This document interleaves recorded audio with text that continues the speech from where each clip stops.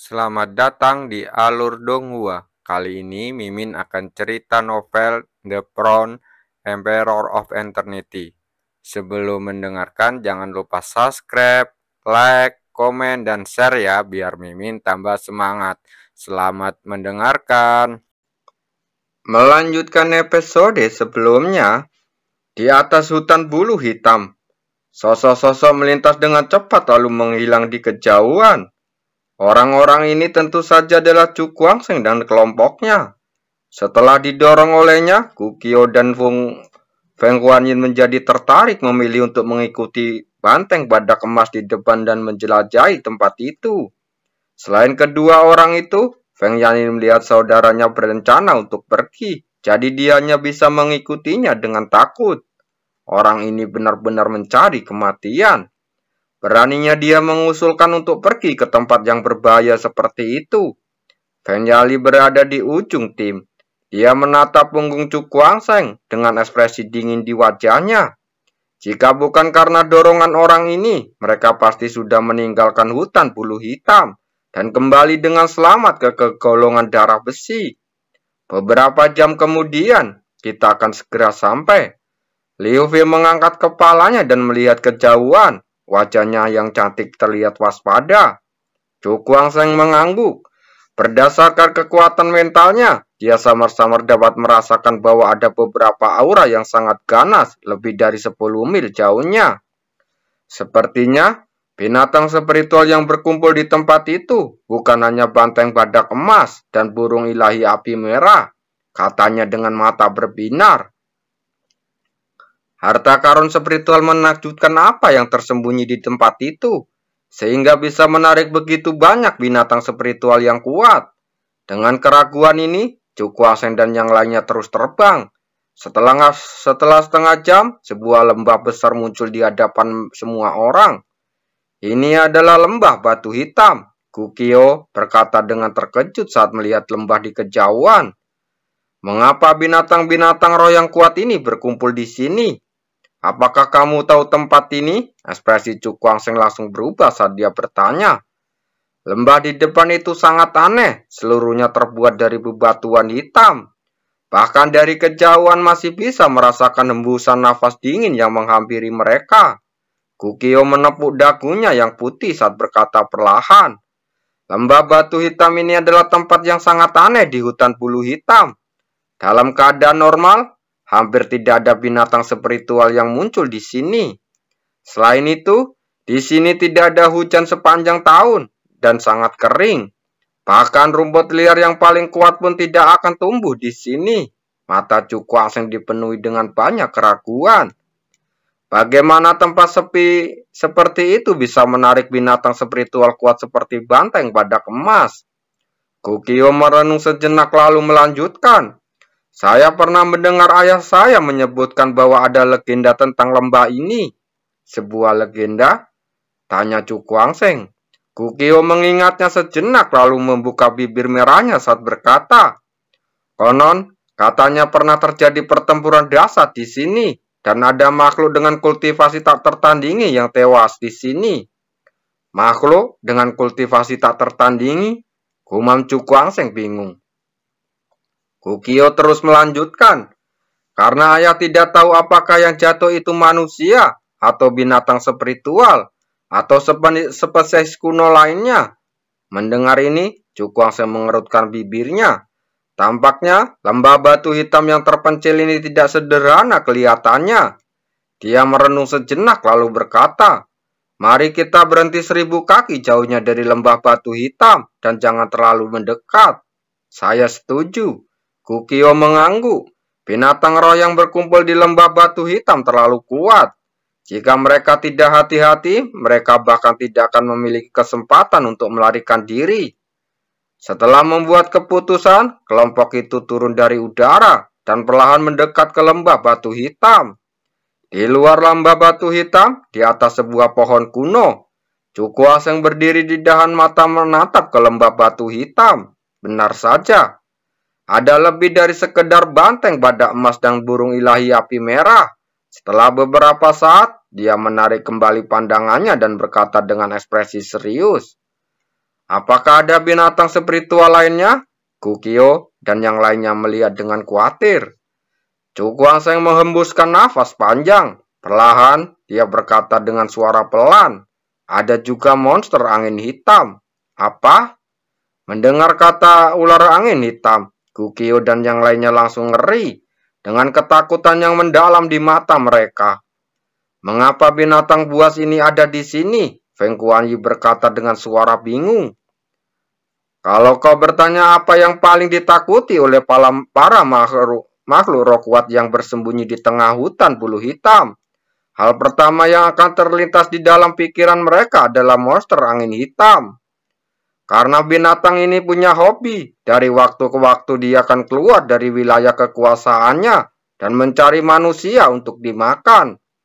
Selama bertahun-tahun, banyak sekali praktisi kuat yang mati di perut monster angin hitam.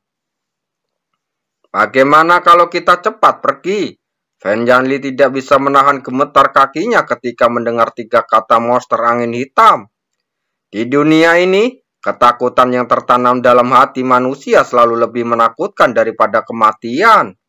Chu Guangsheng mengerutkan kening dan berkata, jika kau benar-benar ingin pergi, cepatlah pergi dari sini. Jika tidak, saat bahaya datang, sudah terlambat untuk pergi. Bahaya di sini agak di luar dugaannya, jadi dia tidak mau memaksa golongan darah besi untuk tetap tinggal di sini. Mendengar ini, Kukio dan Feng Kuanyi terdiam beberapa saat, dan Feng Kuanyi langsung tersenyum, karena saudara Chu memiliki keberanian untuk tinggal di sini. Mengapa kita harus takut mempertaruhkan nyawa kita untuk menemani seseorang pria terhormat? Chu Guangsheng hanya tersenyum tipis. Dan ekspresinya tiba-tiba menjadi serius. Jika terjadi kecelakaan, aku akan melakukan yang terbaik untuk melindungimu. Setelah kata-kata ini keluar, Kukio dan yang lainnya langsung tercengang. Fen Yali tidak bisa menahan diri untuk tidak mencibir. Di hadapan binatang roh di alam yin yang, kemampuan apa yang kamu miliki untuk melindungi kami? Aku pikir orang-orang yang akan melawan binatang roh pada saat itu adalah kami. Chu Guangsheng hanya meliriknya, tanpa bermaksud berbicara omong kosong dengannya, dan mengalihkan fokus kepada kolom cahaya di kelembah batu hitam. Melihat ini, Fen Yali hanya mendengus dingin, dengan ketidakpuasan yang tersamar di matanya. Sudah cukup buruk jika orang ini menipu mereka di sini, tetapi sekarang dia berani membuat janji yang konyol seperti itu. Dia sangat naif. Kukio dan Feng Kuanyi saling berpandangan dan masing-masing melihat keterkejutan pada konsekuensi serius yang dialami masing-masing. Sekarang, mereka mulai sama-sama merasa bahwa pemuda ini yang tidak terlalu menarik perhatian mereka mungkin tidak sesederhana kelihatannya.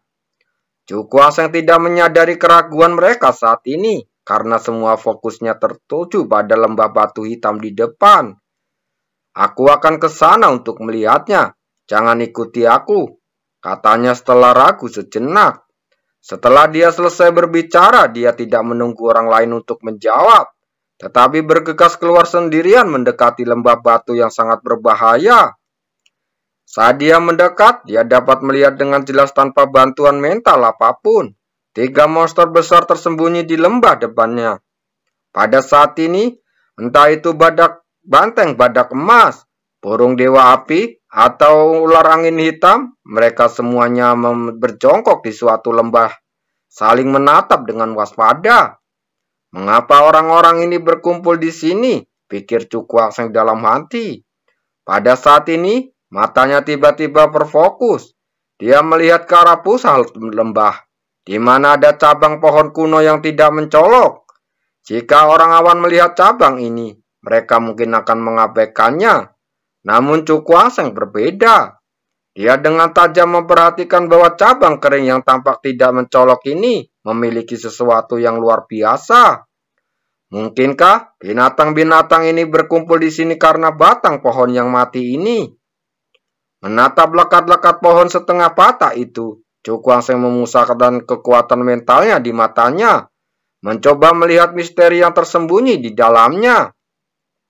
Namun sayang, seberapapun dia mencoba, ia tidak dapat menemukan misteri di balik pohon mati itu.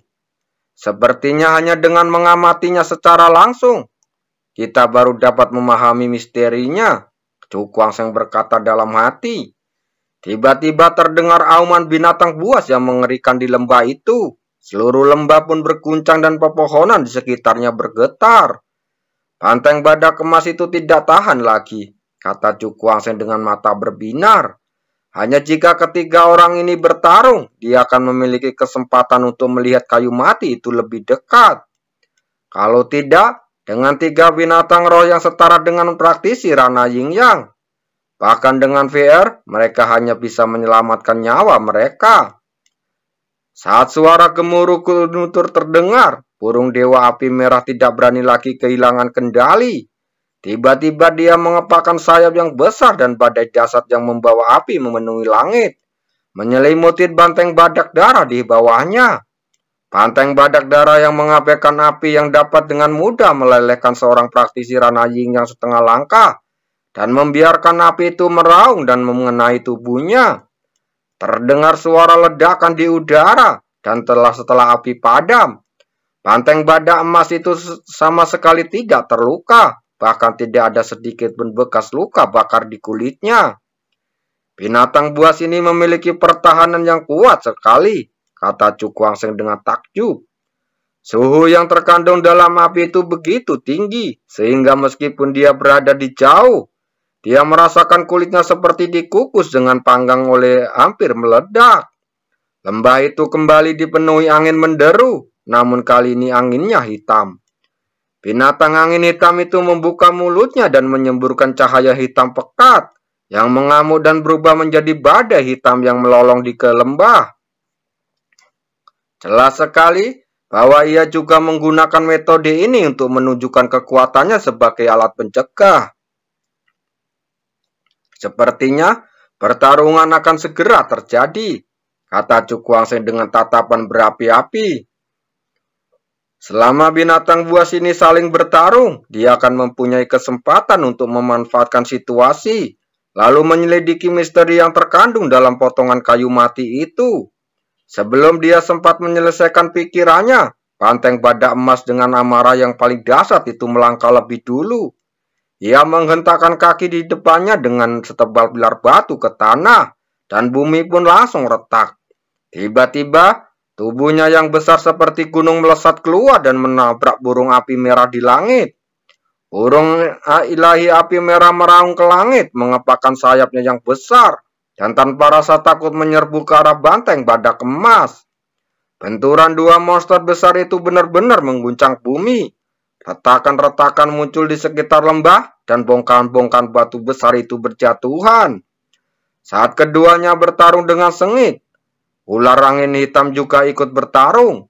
Monster itu membuka mulutnya dengan menyemburkan gas hitam dengan daya kosip yang kuat, lalu menyembur ke arah banteng badak emas dan burung dewa api merah. Situasinya tiba-tiba menjadi kacau. Dalam waktu kurang dari beberapa saat, seluruh lembah menjadi bergelombang.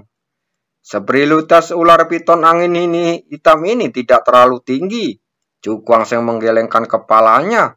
Jika seperilutasnya cukup tinggi, monster angin hitam ini seharusnya duduk di gunung dan menyaksikan pertarungan antara dua harimau, daripada tidak mampu mengendalikan keganasannya dan langsung terjun dalam medan pertempuran.